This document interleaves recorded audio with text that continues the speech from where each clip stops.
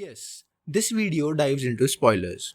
If you have not seen the film yet and care about surprises, maybe hold off. But if you are cool with spoilers or already watched it, kick back. We are jumping into the juicy bits.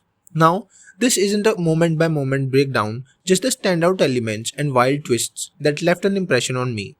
To start with the big shocker, Sue Storm is expecting a child. And just as the family drama kicks off, Silver Surfer appears with this cryptic line like, I bring the dawn and your doom. Dramatic much? So the team decides, let's try diplomacy first, which is already a twist in the superhero genre. Usually it is the fists first, explanations later. But here they at least attempt a peaceful approach. Props to them. The main tension revolves around Galactus wanting the unborn baby Franklin Richards. I had to do some digging here, and apparently Franklin is absurdly overpowered in the comics, like game-breaking levels of power. Galactus wants to absorb his energy to get rid of the constant hunger that drives him to devour planets. Seems noble in a horrific way. Makes you wonder, could Franklin in the future just will away Galactus' hunger without having to sacrifice himself? Could there be a version where Galactus is freed and Franklin lives? Interesting food for thought. But the Fantastic Four pretty much tell him to buzz off, and that leads to a high-speed chase. Galactus, by the way, has a major slow but unstoppable force energy. He reminded me of that stubborn rhino from Jumanji. The Surfer, on the other hand, is sleek, relentless, and pursues the team through warp speed space. The visuals here were epic. There's a sequence where lasers are curving due to the warping of space-time, and it is such a cool detail. You just know someone in the writer's room had a moment of brilliance there. Then they reach a black hole. IMAX really flexed its muscles here. Funny enough, this is the second superhero movie in a couple weeks to feature black hole action. Coincidence? Well, they trick the Surfer into getting pulled into the black hole. Reed says she will be stuck for a month, but realistically with time dilation and all, it should have been years. Still, I appreciate that they even tried to account for the physics. Some movies don't bother at all. Whether it is the warped lasers or the time trickery, these little touches make the film feel a bit more grounded even in all its cosmic madness. Eventually, the team returns to Earth. Reed comes up with a new plan inspired by earlier tech, where he teleported an egg across the room. His idea, place teleporters all over Earth and jump the whole planet into another solar system. Yeah, let that sink in. The plan raises so many questions. What if the new system doesn't have a planet like Jupiter to shield us from asteroids?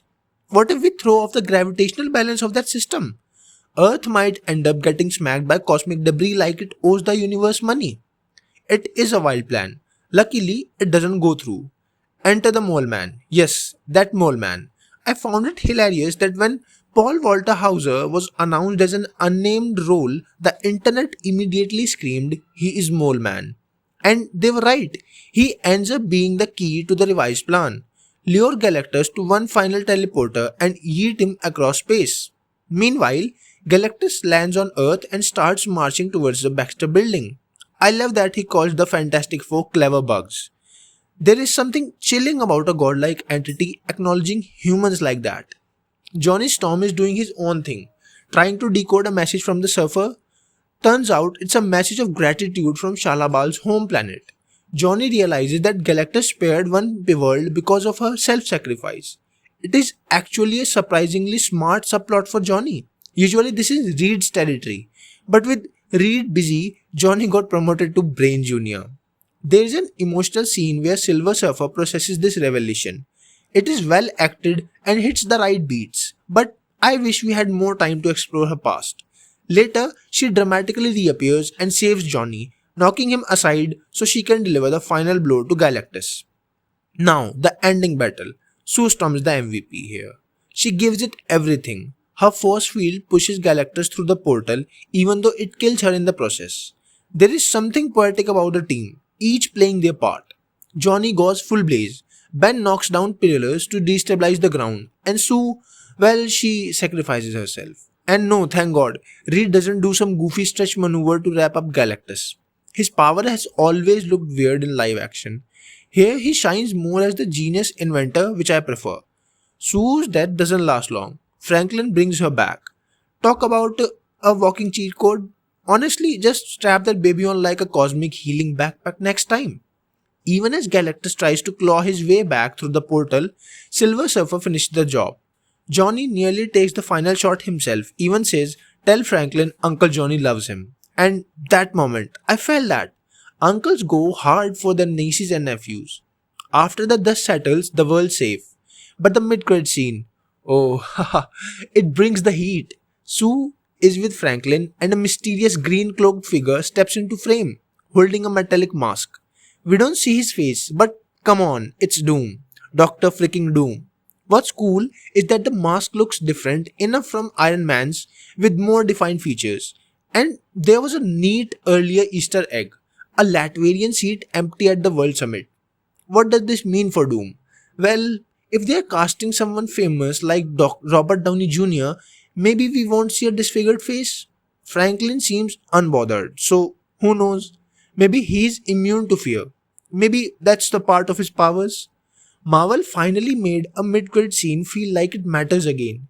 Between this and Thunderbolts, maybe we are returning to the glory days of actual setup. Remember when mid-credit scenes meant something? Because for a while, they just felt like traffic traps keeping you in your seat for no payoff.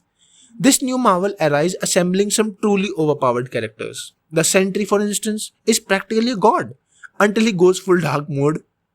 Franklin Richards is a walking reset button. At some point, he's definitely going to clap and restart reality.